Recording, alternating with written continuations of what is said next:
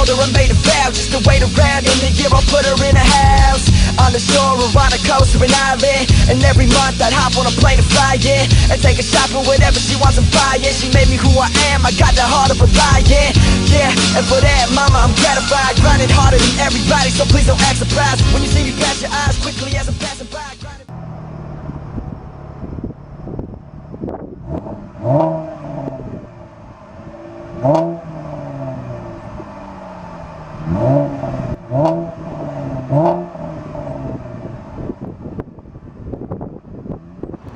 Hey guys, what's going on? This is David the Car Guy, and today we're going to be reviewing the 2014 Camaro Convertible. This one is all black now. It's got black interior, black exterior, very nice looking. It's got the 19-inch wheels on it, look very nice. The brakes are single piston brakes, very nice brakes. Also, if we go in the back here, so these lights right here, not a lot of people like them, but I think this is actually more retro than the other lights. So this is from the 1978 Camaro that was originally put out, and they had these kind of lights. They look very similar. So these are actually lights from the retro era of the Camaro, and that's what everybody's been asking for. They want the Camaro to be more retro. So I don't know why people don't like it. I like it personally. You also have the dual stainless steel exhaust right here, which is pretty new for the 2014 Camaros, especially for the V6s, and it looks very nice. Right over here we have the fishtail antenna, which looks pretty cool also, and the rear deck spoiler. Alright, let's start the car up.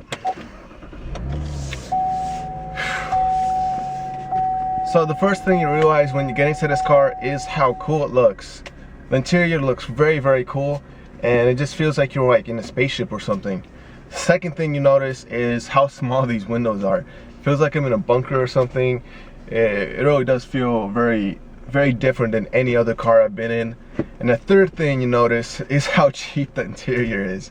Now, I'm not saying it doesn't look bad, it's just cheap. Everything is plastic. For example, the speedometer right here, the outer ring that is around the speedometer is this like cheap glossy plastic that looks like it came off of a kid's toy. It just doesn't look very good. Chevy, you're not fooling anybody. This does not look like real silver, or maybe it's not supposed to look like real silver, but it just doesn't look as good as you would think. You know, I mean, they could have put something more high quality. It's like very thin, hollow plastic. It's not even thick. You know, over here on the dash, it's not even soft touch plastic like the Challenger. It's just really hollow plastic, and you can just tell it's hollow. It's not very good. Over here on the sides, you do have, you know, some leather on the armrest, so it's not leather, but it's vinyl. So I mean, it's a bit better than hard plastic, but it's like the cheapest kind of vinyl you can get. And you know, over here you got this kind of like fake leather vinyl too with stitching, which does make the car look a little bit nicer, you know, interior, but of course, to not fooling anybody, it doesn't look like real leather, and it certainly doesn't feel like it. Now over here in the center console, you also have more matte, cheap, silverish, plasticky parts. But the good thing with the convertible is that the navigation system and backup camera actually comes standard, which is very nice. You got this nice navigation system, and you can go to menu, home, and you know, you got all this FM, XM. You can hook up your phone to the Bluetooth, which is very nice. I was using it with my phone, and it's very useful. And you know, you got your destination, you got your movies. You can watch movies on this thing with speakers, which is actually 7-speaker system with an 8-inch subwoofer, so it's very nice. So let's go ahead and you know, drive the car and see how it drives. Alright guys, so we're gonna do 2 reviews today. One review is gonna be with the top up and how the ride quality is with that, and then we're gonna take the top down and see how the review is with that. Now keep in mind that it is raining in Washington State, so we might not get to the top down version of the review, but if we cannot put the top down, I'm just going to talk about what it is like to ride with the top down while the top is up. So hopefully we can get the top down because it is raining right now and I really don't want to get soaked. And this is not my car, so I don't want to get this car soaked either. But anyways, we're going to start with the top up and how the ride quality is. Now I'm going to split this review into 3 categories. One is handling, the other is power, and the third is livability. And let's go ahead and see what the ride quality is like.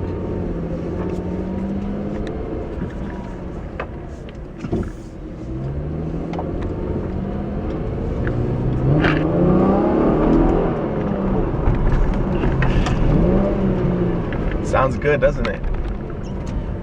So the first thing I noticed when I drove this car is the exhaust system sounds so much better than a Challenger that I tested.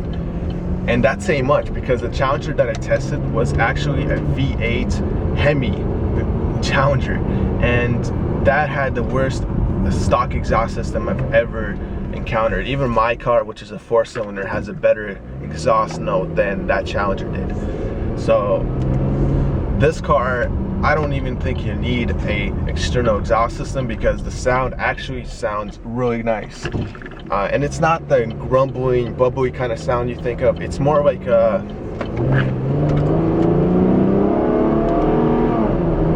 like an induction noise. It's a very satisfying induction, like it's very nice. It definitely does not have the growl, which I like, but it's adequate enough and it does sound nice. I totally like the sound. Also, the ride quality of this car is fantastic. You know, the one thing I complained about in the Challenger is that it was just too soft for me. It just didn't feel like a real muscle car. Now, I'm not saying a muscle car is supposed to feel like a European car and it's supposed to be all firm and stuff, but it just felt too soft. It felt like I was just cruising. It felt like a cruiser, you know, and I don't see myself riding a muscle car and just having that thing feel like a cruiser, because I like a more firmer kind of sporty feel in a car, and this is definitely a firm car. Whenever you hit a bump, you see the whole car move, not just the suspension. The whole car, if the left wheel hits something, the whole car moves. And you know, some people don't like this. Some people don't like that harsh, firm feeling. I love it. I love that harsh, firm feeling.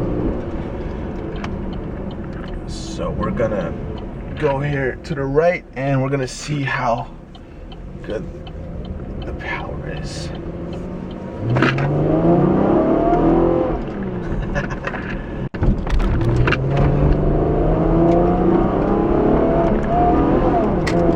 Woo! That is satisfying. So the power is definitely adequate. This is a V6 and it's producing about 320 horsepower at 6,800 RPM. And I believe the torque is about 270 at 4,800 RPM. So it's not bad. It's definitely not as powerful as the V8 Hemi. But you know, the thing about it is it actually feels more powerful and like faster than the Challenger ever did. Which is weird because the Challenger, like I said, was a V8 Hemi. So the one thing I don't like about this car are the brakes, and the reason for that is because they are way too mushy. Now, sorry for the quality change. I had to switch to my GoPro. My main camera's battery died, and I just don't have time with this car to recharge a battery, so I had to switch to my GoPro. Nonetheless, the one thing I don't like about this car are the brakes, like I said. Now, the reason I don't like them is because they are way too loose and way too mushy. When you press the brake pedal, there's way too much travel. For example, let me come up to this stop sign right here. Let's get here. So I'm pressing the brakes, pressing the brakes, pressing the brakes, pressing. There we go. Now it's activated. So you really have to press the brake pedal really far in to get any real brakes. It just doesn't feel confident, inspiring, and especially when you're going at high speeds like 60 miles per hour and above, and you try to press the brakes, you just feel like the car can't stop fast enough. I don't know if it's the car's heaviness or what, but even the Challenger's brakes felt much better than this car. And these are standard generic brakes, so I don't expect them to be as good as Brembo brakes or anything like that, but I just would like the brakes to be a little bit better and to stop the car a little bit faster, because it does not stop as fast as I would like it to, and the brakes are not as direct as I would like them to be. You know, also another thing I don't really like about this car too much is the seating position. Now, it feels really nice when you sit inside the cabin, and it feels like you are sitting very low, but at the same time it feels like the car itself is kind of high. So I don't know if that makes sense. It feels like you're sitting really low in the car, but the car itself feels like it's kind of high. Also, I would definitely not recommend this car in automatic. I would have to get this car in manual, just because the gear shifts are just horrendously slow, but they are a lot better than the Challenger. Whenever you press the paddle shifter in the Challenger, it will take a second and then it will change the gear shift, but it will not be smooth. It will be kind of like jerky. It would, whenever you downshift or upshift, you can feel the car jerking. With this car, it's very streamlined. Whenever you press the button, the gear shift it's not instant, but it doesn't even feel like it's there. So that's one thing I do like about it. It doesn't jerk the car around. It's very, very smooth. It knows how to change the gear shift, unlike the Challenger that I drove in my last. All right, let's go ahead and put the top down.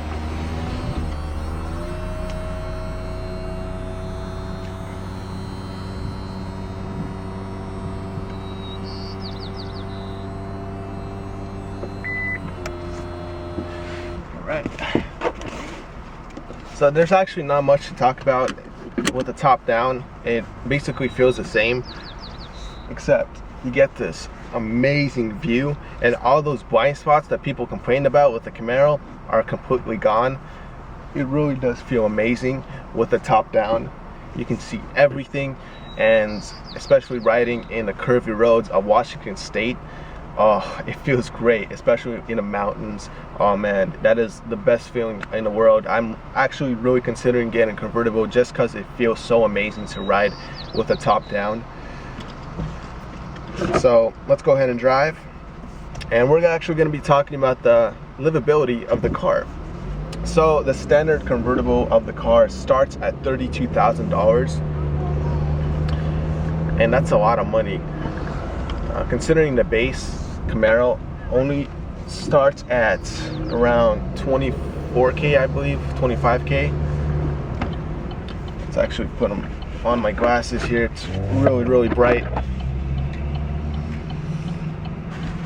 I don't mean to look like a douchebag, but it is really bright. I don't want to crash or anything. So $32,000, and that's only for the base model with the cloth seats. If you want to get the leather seats, you're definitely gonna want to upgrade to something like the 2LT, which is a lot more money. And I don't really know why they would charge so much for a convertible. I really don't think the mechanism of the convertible is really that expensive. I mean, to put around 6 to 7K just on the convertible itself is a lot of money. But they do actually include the navigation system standard with the convertible, and with the standard coupe they do not include that. So that is one difference.